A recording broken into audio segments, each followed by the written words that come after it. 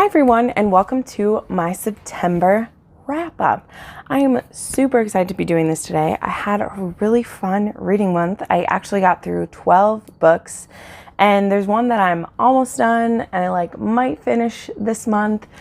So it's not in here, but besides that, I also actually read everything that was in my TBR except for one book, which has only happened one other time, which is why I kind of had I tried to give up on TBRs, but it just doesn't work because I have a lot of people I'm doing buddy reads with, and I have books that I want to read at a certain time of the year. And it's just really hard to say I won't have a TBR at all and not disappoint people. So there we go. Well, before we get into this, I just want to say I put up new videos every Monday and Thursday. So please go ahead and give this video a like and subscribe if you would like to see more. I do an array of the bookish content. So let us get started. As always, I will start at the bottom and go to the top. I did have the majority of 4-star reads with 2 5-star reads this month, which was really good. But we got to start with the bottom of the heap, and I have my first 1-star of the year. I think it's my first 1-star. I don't usually finish books that are going to be a 1-star, so those books don't usually get a rating from me if they're that low, unless it is a book I'm reading for an author, to review it. And that 1-star is Wuthering Heights by Emily Bronte. I despise this novel. I read it with my friend Becca over at Becca's Book Club. She's a wonderful person. You should check out her channel, which I will link down below. She needed to read this for a literature class, and I said I would buddy read it with her. It wasn't much of a buddy read because we'd each read a few chapters and then talk about how much we hated the characters in it. I don't see the plot of this. I don't see the point. I don't really think it's that much of a mystery if that's what they're going for. I don't enjoy the gothic elements. I hated the characters. It's a 1-star for me. I see all these reviews of people giving it great reviews, and I'm like, did you give it a great review just because you didn't understand it? And I don't mean that in a condescending way.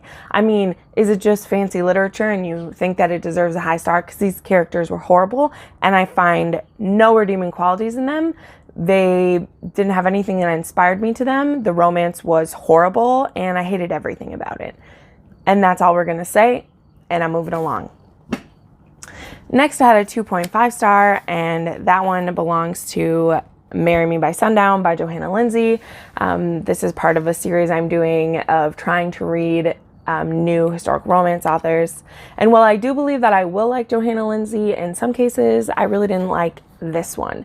If you saw my vlogs when I was reading this book at the beginning of the month, you'll know that I really didn't enjoy the protagonist, the heroine, and we didn't get a point of view from the hero until I think it was chapter 16 or 18, and already we'd seen him be such a horrible person and be so cruel to her that I was like, if we'd been having this book in both of their points of view, I feel like I could have been more on his side, because he does have a good side. It's just that I'm not on it because he was so horrible to her.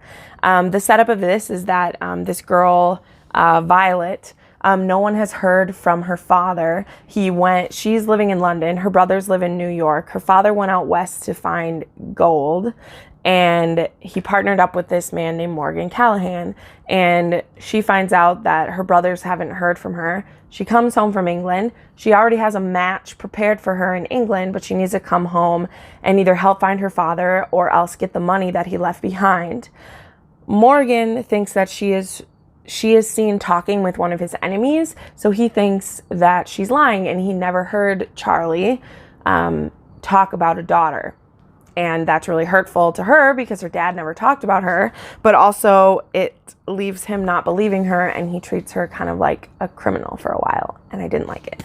So this was 2.5 stars for me. I didn't buy the romance when it happened. I didn't like the situation, and I just really didn't like it at all, which is sad. All right, next we have a bunch of 4 stars, but I'm going to start with the 4-star that if you saw my review for this, you'll know that in my heart, it's actually a 2.5 star, but because I just can't help myself and don't want people to murder me, I gave it a 4-star. and that is Dark Dawn by J. Kristoff. This was released at the beginning of the month. I was very excited to read it, and I should have known better. That the hype needs to be tempered with things, even with J. Kristoff. There's a whole review about this.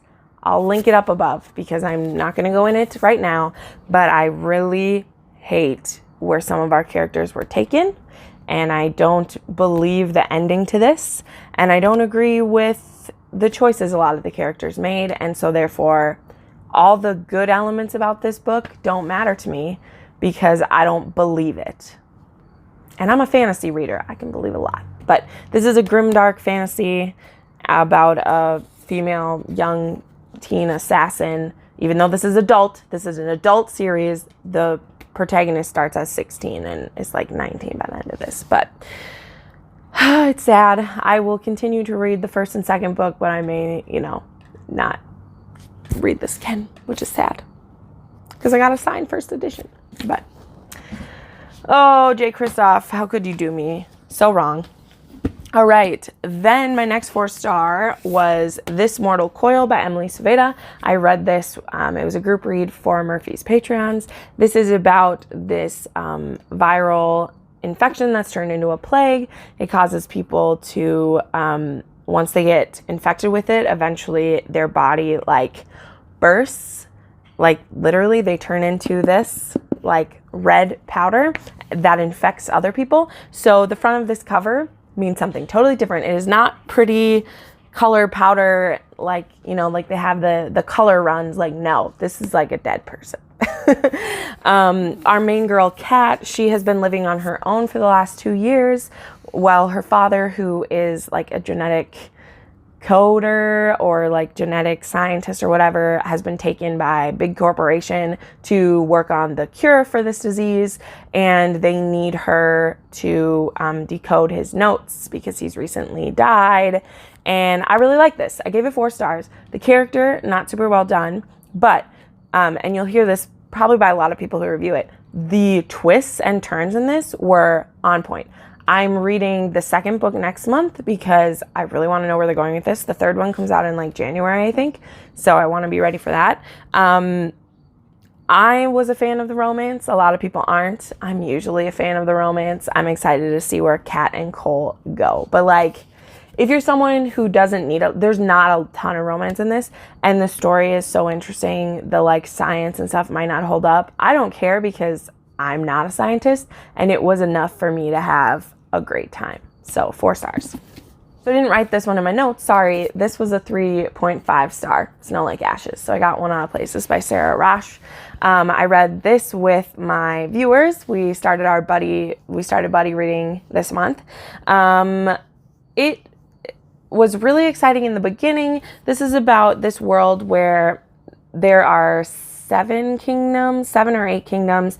4 of them are named after the seasons, and then 4 of them are called rhythm kingdoms, and I don't know what the rhythm means, but each of these kingdoms, the ruler of the kingdom has a talisman or a conduit that helps them to be powerful, and then through that conduit, they are the conduit, and they share magic with their whole kingdom. Mira, she is part of the Winter Kingdom, which has been the Winter Kingdom, which has been all but destroyed. There's 10 people left free, and all the rest of them are slaves. And she has been living with this group, and they have the Prince of Winter staying with them. The only thing is you need a woman, because the Rhythm Kingdoms, it's a man. The Season Kingdoms, it's a woman who has to be the conduit. So they need, the prince basically needs to get married and have a girl because being the boy doesn't help at all. I don't know. It's a weird setup, but I kind of enjoyed it still. Even though I gave it a 3.5, I'm willing to see where it goes because some of the twists were really fun. I did figure out a couple of things right away.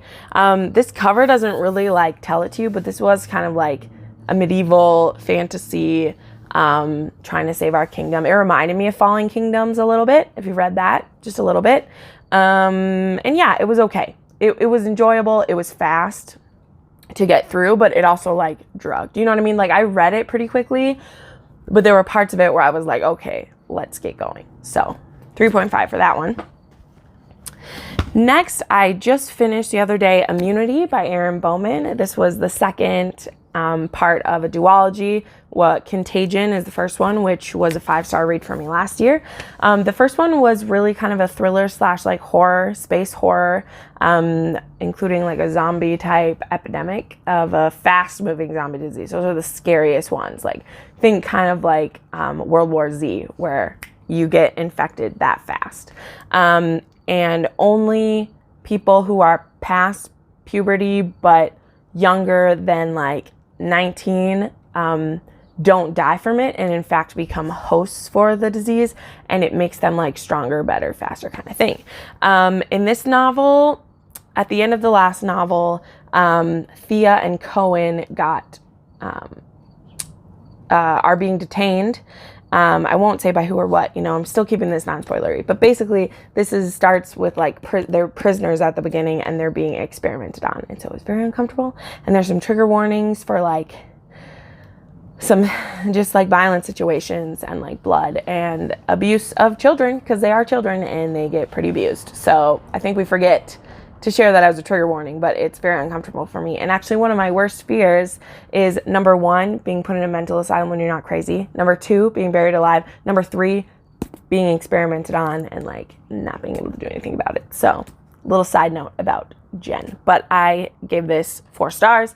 I still loved it. I love the first one more because I do think some parts of this story, some things are a little too convenient, and I feel like the author wasn't that convenient in the first one, and I really like that. There's a high like death toll in the first one, and this one, I kind of knew that everyone was going to be okay, because it's like, oh, well, you killed all the red shirts last time, and now I know everyone's going to be okay. But it was still fun. I'm a sappy girl. I want there to be a happy ending, so I was okay with it.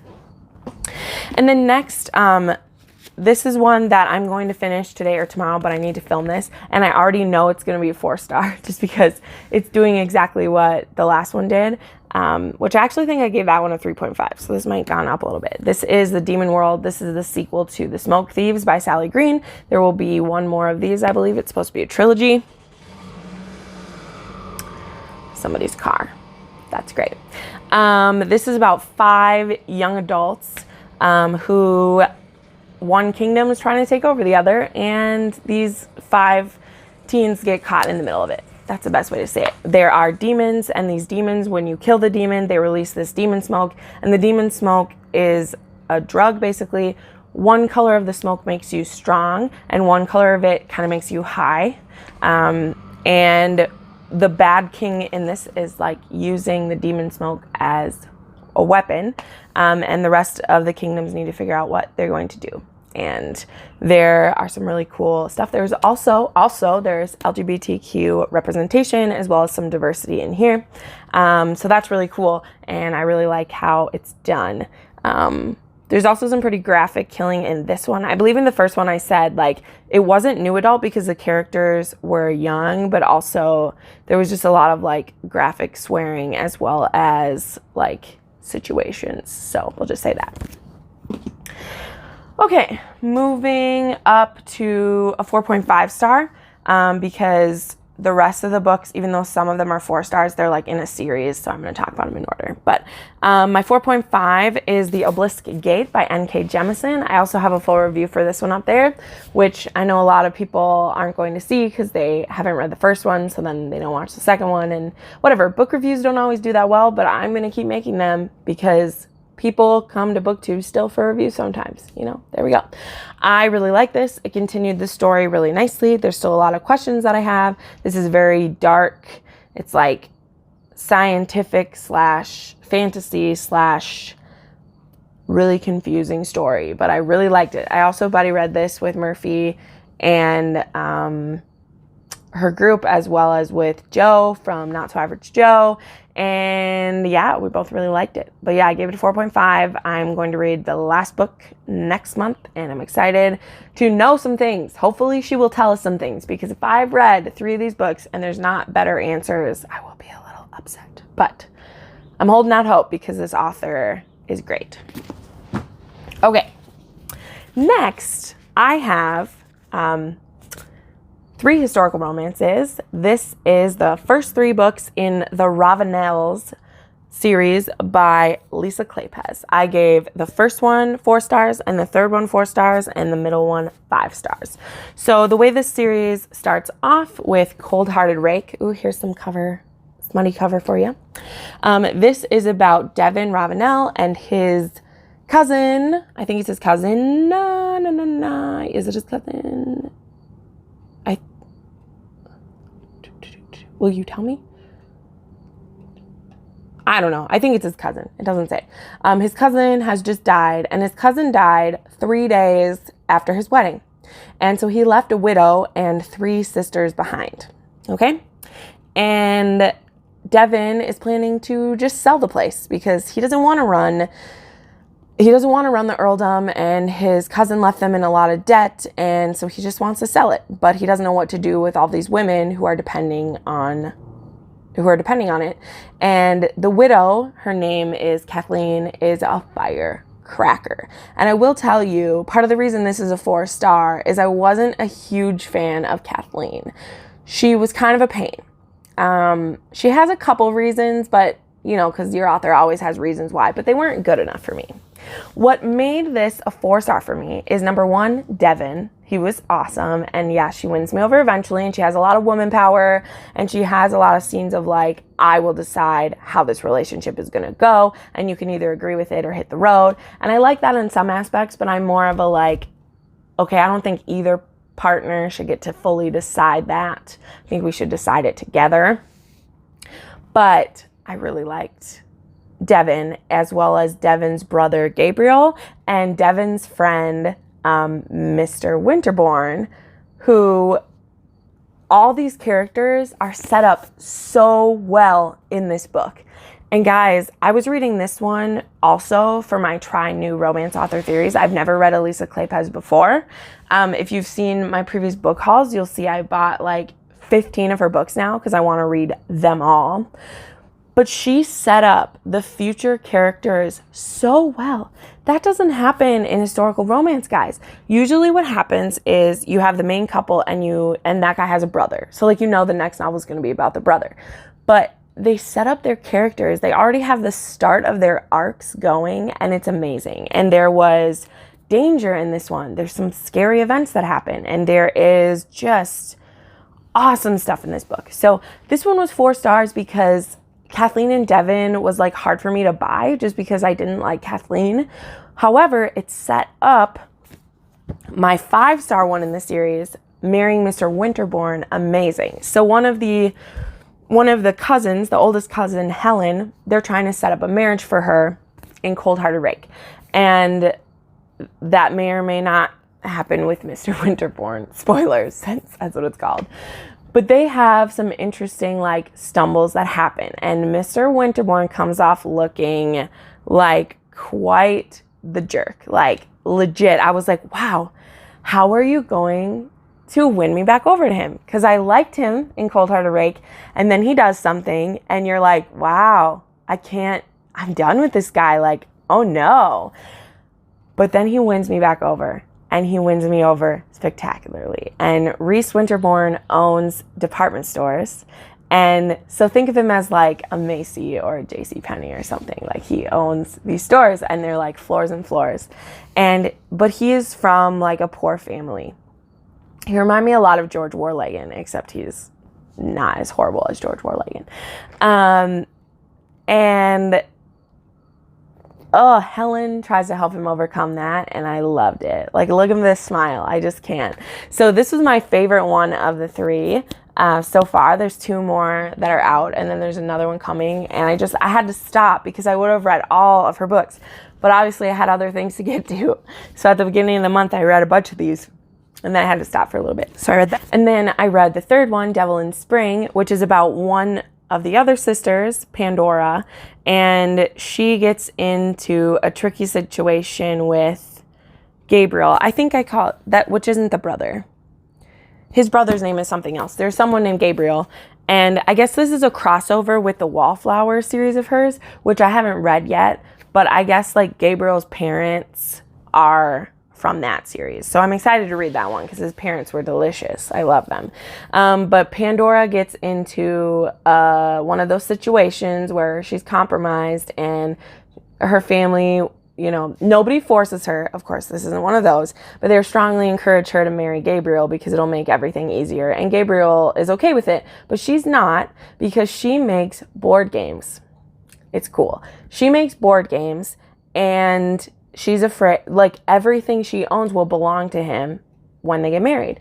And she doesn't want him to own anything. And it's a really cool thing because he's like, well, yeah, I would own it, but like, it's yours. And she's like, but it's not. Like, you're telling me it's mine, but if we ever had a fight or you were angry at me, you could hold my business over my head and I have no legal recourse. And that is a big conflict in the story, and it's interesting, and you should definitely read it if you're interested. Devil in Spring. This was 4 stars for me. It was 4 stars because Pandora was a little bit too pig-headed about it. And she's just a little too quirky. She's one of those people who are like, let's make her a quirky, independent woman. And then it like keeps pushing it further than is necessary. That kind of thing. But I loved it. And then my final book and my second 5-star of the month, oh my gosh, was It's in His Kiss by Julia Quinn, the 7th Bridgerton novel. And I forgot how much I love this one, because I feel like, because I know I love the last book, so I feel like books 5, 6, and 7 I kind of always skimmed over because I like the oldest 4 siblings and I like the youngest sibling, but I haven't really given the like middle siblings the same love, which there's 3 girls in a row.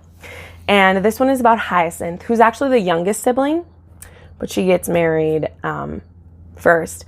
And it's about Lady Danbury, who, if you've read any of these, if you've read almost any Julia Quinn book, I think she mentions her in other books too.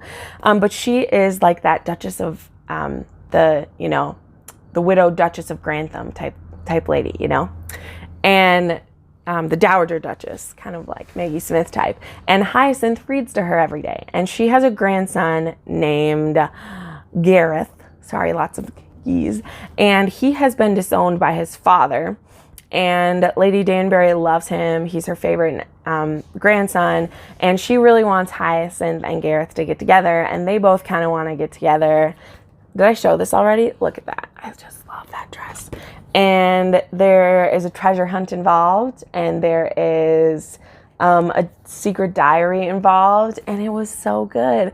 And I just had such a fun time. So it was a 5-star, which is higher than I gave it last time, which is crazy. So Julia Quinn wins again. If you haven't read her yet, I don't know what you're sleeping on. There's a Netflix series coming about the first one, so there's even more reason to do it. But I had a great month of September. I was up a little bit. I've been stuck at like 8 or 9 books for a while, and now I pushed through to 12, and so that was really exciting for me. But thank you so much for watching. Again, I put up new videos every Monday and Thursday, and you can watch some more of those videos right now. Bye!